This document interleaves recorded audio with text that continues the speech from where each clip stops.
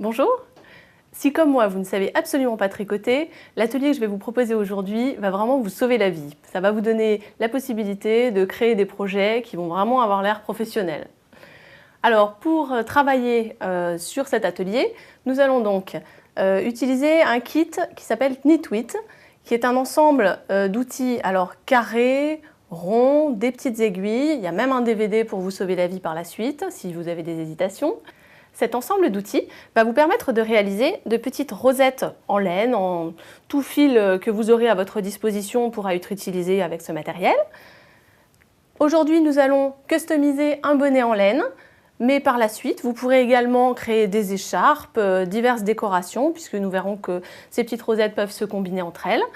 Et avec le kit Knitwit est également proposé le petit ensemble Doodle Loom qui vous permettra de réaliser des pompons avec des outils différents pour avoir différents diamètres de pompons. Voilà, pour l'ensemble du matériel. Hormis ça, effectivement, il va vous falloir une laine. Ici, j'en ai utilisé 2 pour pouvoir réaliser nos décorations donc bicolores pour le bonnet. Pour créer les petites fleurs qui vont nous servir à customiser donc le bonnet, nous allons travailler à partir de cet outil qui est composé d'une partie ronde et d'une tige qui au bout a une petite pièce qui pivote. Cette pièce qui pivote va vous permettre de faire ressortir des petits picots comme ça qui seront utiles pour fixer la laine dessus en fait. Alors je commence à travailler avec cette laine qui est plutôt fine. Vous comprendrez pourquoi au fil du travail. Je vous conseille pour la première fois de travailler avec une laine de ce type-là qui vous permettra de bien voir les différentes étapes. Par la suite, vous pourrez jouer avec des laines plus fantaisie, à peluche, etc. Mais là, pour faire simple, commençons avec cette laine plutôt fine. Donc je me place ici au niveau du 1 ou de tout autre repère que vous aurez choisi soit de dessiner sur votre outil, soit moi simplement je laisse un petit fil qui dépasse pour savoir où j'ai commencé pour trouver la fin de mon tour bien sûr. Voilà, je tire ma laine pas trop fort, hein, je la laisse souple quand même, jusqu'en fait au picot en face, donc ici le 7, et je remonte et je reviens voilà comme ça. Je vais ensuite travailler dans le sens des aiguilles d'une montre vers la droite, parce que je suis droitière, mais si vous êtes gauchère, commencez à gauche, et faites le tour vers la gauche. Voilà, donc je mets le 8 face à sa tige opposée en fait. Voilà, mon petit truc qui dépasse. Le 8 face au 2, le 9 face au 3, le 10 avec le 4, le 11 avec le 5, le 12 avec le 6. Et là, j'ai fini un premier tour. Vous voyez, toujours un passage sous les petites tiges qui dépassent, les tiges en métal. Et vous aurez peut-être remarqué que les tiges sont en vis-à-vis foncé ou métal naturel. Je démarre donc le deuxième tour, ici. Voilà, toujours avec la même technique, je continue. Et progressivement, vous allez voir que se forme au centre un petit cercle. Vous voyez, ici, si je l'élargis un tout petit peu avec le doigt pour vous le montrer. Voilà, j'ai donc terminé mon deuxième tour. Je prévois d'utiliser à peu près une cinquantaine de centimètres de laine qui vont me permettre de stabiliser en fait le cœur de la fleur. Je vous montrerai plus tard comment faire le contour externe de la fleur, mais pour le moment nous allons simplement faire ces petites fleurs libres, vous voyez, dont les pétales sont très souples. Je coupe donc à peu près 50 cm de laine.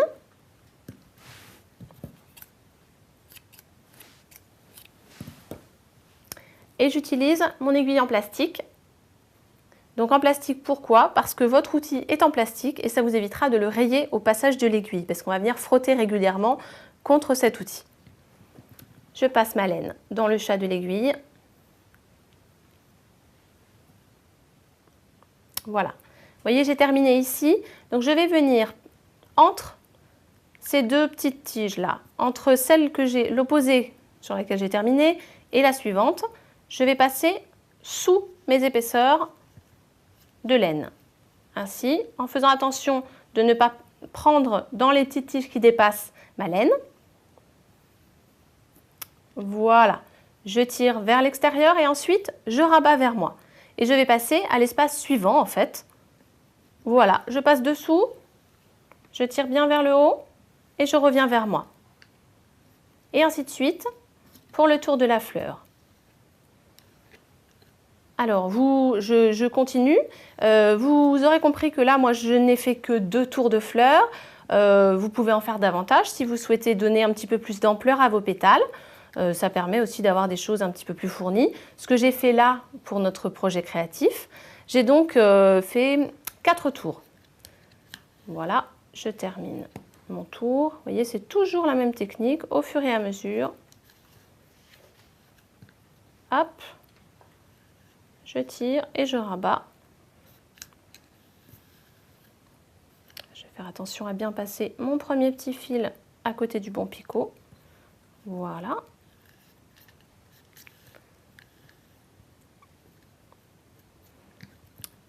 Et nous arrivons à la fin. Voilà, vous voyez, faire attention que ça ne se prenne pas. Nous voilà à l'avant-dernier.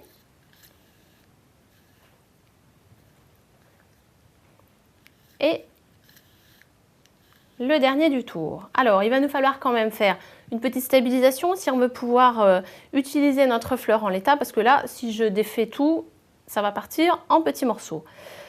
Donc, je reviens dans le premier interstice là entre les pétales et je passe ici.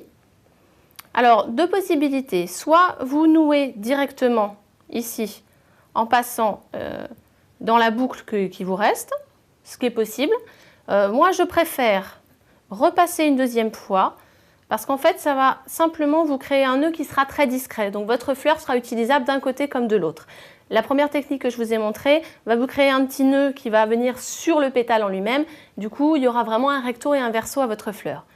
Donc ici, une fois que je suis passée la deuxième fois, je vais faire en fait le tour de mon aiguille, ce qui va avoir l'intérêt de me créer un nœud. Voilà. Vous voyez, hop, et là, c'est bien serré, j'ai un nœud. La fleur est maintenant stabilisée avec le dernier nœud. Nous allons pouvoir couper le fil, pas trop près du nœud, sinon vous risqueriez que ça se défasse, ce serait dommage. Voilà, je coupe. Et maintenant, on vient, voilà, je vais également couper le petit morceau qui m'a servi de repère pour le départ. Voilà. Et maintenant vient l'étape de la libération de la fleur. Toujours avec le bout de la tige qui donc pivote. Je vais simplement pivoter à nouveau, faire rentrer les petites tiges en métal. Et nous voilà sur une petite fleur qui va nous servir donc pour ce bonnet. Pour le bonnet, donc j'ai fait mes fleurs. Alors j'en ai une noire, une blanche. Et pour faire la fleur bicolore, tout simplement, j'ai passé le fil noir et le fil blanc en même temps, au fur et à mesure de mes travaux sur mon outil rond. Ce qui vous permet en plus de ne faire que 2 tours, puisque vous passez 2 fils, au lieu de passer 4 fois avec un seul fil. J'ai rajouté quelques perles, un petit pompon de passementerie, après tout est possible. C'est un petit peu à vous de voir selon ce que vous avez dans vos tiroirs. Parfois, le hasard fait bien les choses. Donc vous allez les fixer, un petit point de couture dans la perle, voilà, agrémenter un petit peu comme vous le souhaitez pour customiser votre bonnet. Une fois vos fleurs réalisées, vous allez pouvoir passer donc à la customisation du bonnet. Alors ici, vous voyez, j'ai donc la fleur noire, la blanche, la bicolore. J'ai ajouté des petites perles, un petit peu dans le ton. Ici, un pompon de passementerie ou tout autre élément décoratif que vous pourriez avoir chez vous. Libre à vous de rajouter d'autres décorations un petit peu différentes qui vous permettront donc d'apposer votre style sur ce bonnet qui était somme toute assez basique au départ. Alors, une fois que vous avez fait ce bonnet, vous allez pouvoir passer à une étape supérieure de la création de ces fleurs, c'est-à-dire l'assemblage de ces petites rosettes qui vont nous permettre de créer par la suite une écharpe, des choses vraiment de tailles différentes, des choses plus ambitieuses selon le temps que vous allez vouloir y consacrer également. C'est toujours la même chose en création. Donc, cette fois-ci, je vais utiliser l'outil carré pour vous montrer, sachant que la technique est rigoureusement la même, simplement le résultat sera des fleurs carrées plutôt que des fleurs rondes. Et là, en l'occurrence, comme ça va nous permettre d'assembler les fleurs, vous allez pouvoir avoir quelque chose de droit, avec des bords droits, ou également vous pourrez assembler les fleurs rondes qui vous donneront des bords un peu festonnés ou des arrondis. Là, ce sera encore une fois à votre goût. Voilà, j'ai donc ma fleur carrée qui est stabilisée avec le centre. Mon nœud est fait. Je vais pouvoir passer au contour. Je repars donc en droite ligne de l'intérieur et je repasse derrière, comme on a fait sur les premiers tours. Simplement, cette fois, ce que je vais faire, c'est passer, vous voyez, là j'avais plusieurs tours de laine. Je vais passer mon aiguille à l'intérieur. Je tire vers l'extérieur. Voilà, hop. Une petite précision tout de même, lorsque vous allez faire le contour de la fleur, il ne vous faudra plus cette fois 50 cm de laine, mais bien un bon mètre. Hein. Ne vous retrouvez pas trop courte, ce serait dommage. Il y a toujours moyen de rattraper, mais il vaut mieux prévoir. Me voilà passée donc une première fois et je vais repasser exactement au même endroit. Et selon la même technique que j'ai utilisée tout à l'heure pour faire mon nœud de stabilisation, je vais juste, hop, faire un petit tour d'aiguille. Et je tire. Comme les autres fois, vers l'extérieur. Ici, ce qui me crée donc un petit nœud et qui me bloque le premier pétale. Je passe toujours vers la droite et je continue, je passe dessous. Je cherche le milieu. Voilà, le milieu de mon pétale. Et je vais voilà, passer donc une première fois sans faire de nœud, simplement pour rejoindre les deux côtés. Et une deuxième fois, et je fais le tour de mon aiguille et je tire. Toujours en prenant garde de ne pas m'emmêler dans les autres picots.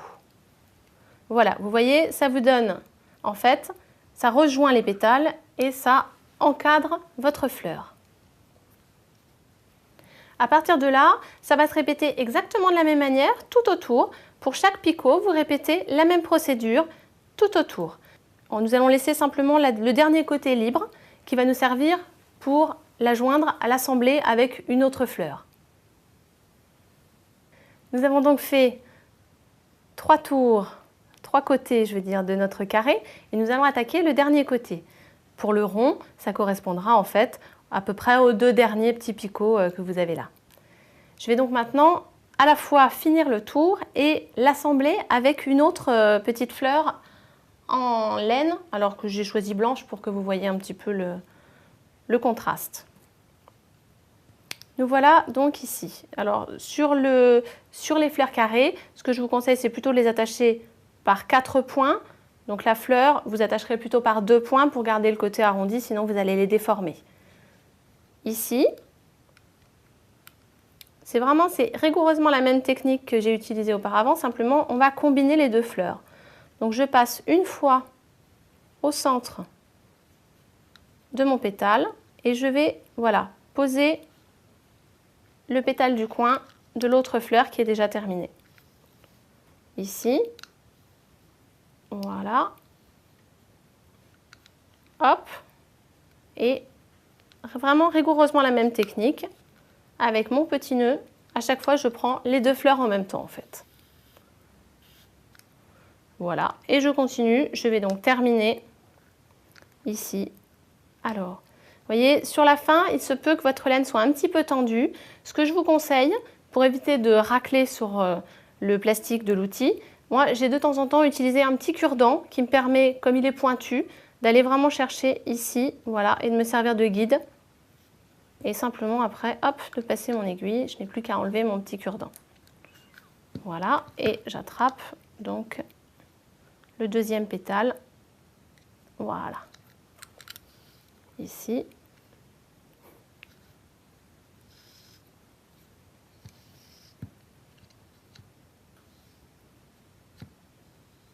Voilà, et je repasse donc dans mon deuxième pétale en faisant un nœud, hop, etc. Donc jusqu'au bout. Voilà, le troisième point d'attache. J'accroche mon troisième pétale.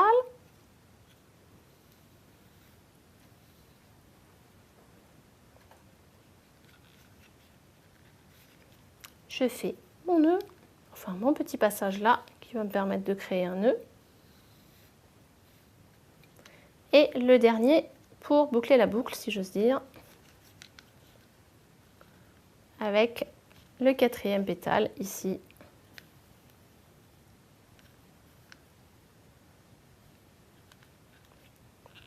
Sachant que vous pourriez tout à fait choisir d'assembler vos fleurs au tout début de l'entourage de la fleur noire ici.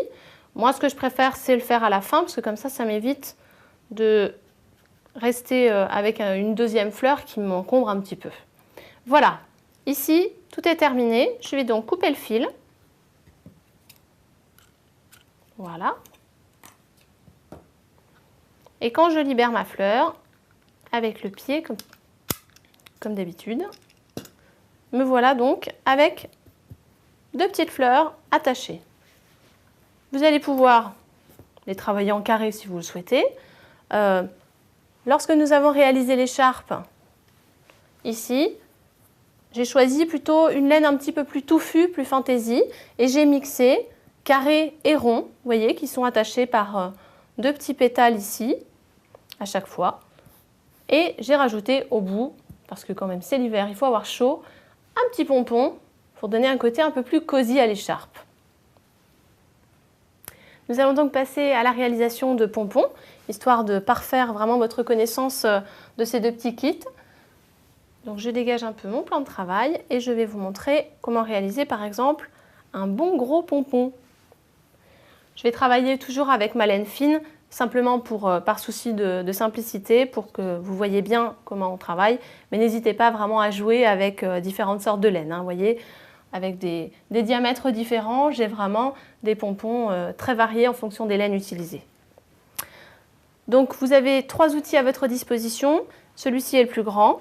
Je commence par, vous voyez, il y a une petite encoche ici. Une encoche qui me permet, voilà, de mettre mon fil dedans. Je vais faire le tour et passer dans en fait la 2e encoche qui est à l'extrémité. Et à partir de là, vraiment c'est hyper simple, je vais garnir mon pompon. Voilà, tout autour, je vais rajouter de la matière, voilà, etc., etc. Sachant que vous pouvez aller d'un côté à l'autre, progresser que de droite à gauche ou revenir si vous trouvez qu'il manque un petit peu de matière.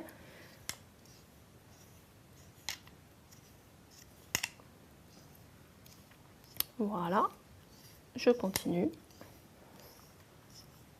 voyez, le geste est vraiment très répétitif, donc il n'y a aucune difficulté dans la réalisation de ces pompons. Selon le résultat que vous allez vouloir donner, vous pourrez garnir plus ou moins votre outil de laine. Là, vraiment, l'idée c'est de vous montrer, donc je vais simplement arrêter là. On ne voit déjà plus l'outil en dessous. Alors, ce que je fais, voilà, pour simplifier, je vais simplement poser mon outil, vous voyez, comme ça, pour essayer de le garder bien à plat. Voilà. Pour simplifier, avant de couper l'extrémité du fil, je vais la laisser au bout, ça m'évite d'avoir une catastrophe. Alors, le fil que nous avons positionné au départ va prendre tout son sens, c'est-à-dire que c'est lui qui passe à l'intérieur de ce que vous avez entouré. Je vais donc couper ici, voilà, et c'est lui qui va en fait venir raccorder par la suite. Donc, j'ai maintenant à disposition ces 2 petits morceaux de fil que je vais nouer. C'est un premier petit nœud, sachant que c'est vraiment pour maintenir en place. Donc voilà, je bloque mon nœud comme ça, en le serrant autant que possible. Et je vais pouvoir passer à la découpe du pompon. Je bloque donc le fil avec un nœud central, voilà. Je l'arrête en mettant mon doigt dessus, tout simplement. Et je vais couper l'extrémité qui dépasse de l'outil. À partir de là, vous avez ici en fait une petite encoche qui va vous permettre de venir couper la laine. Alors prenez garde de bien maintenir votre nœud au milieu, C'est lui qui vous permettra de refermer votre pompon. Voilà, etc. jusqu'au bout. Je peux à présent enlever mon outil, voilà, et reprendre mon nœud que cette fois-ci, je vais vraiment pouvoir serrer jusqu'au bout. Je vais doubler évidemment pour qu'il soit définitivement arrêté. Voilà, je raccourcis un petit peu mon fil qui dépasse parce que il est toujours trop long. Et nous voilà à la tête d'un petit pompon. Donc vous allez pouvoir, vous voyez, selon les laines, avoir des choses très variées. Voilà, vous savez tout sur l'ensemble Knitwit et Doodle Loom. Vous êtes maintenant paré pour faire vos propres projets créatifs. Vous retrouverez associé à cette vidéo un ensemble de fiches techniques vous proposant des projets variés qui seront effectivement un petit peu proches de la couture ou du faux tricot, mais aussi des choses de bijouterie, des projets également de home déco. N'hésitez pas à les consulter et ensuite pensez à publier les photos de vos réalisations sur Femmes de Déco TV. À bientôt!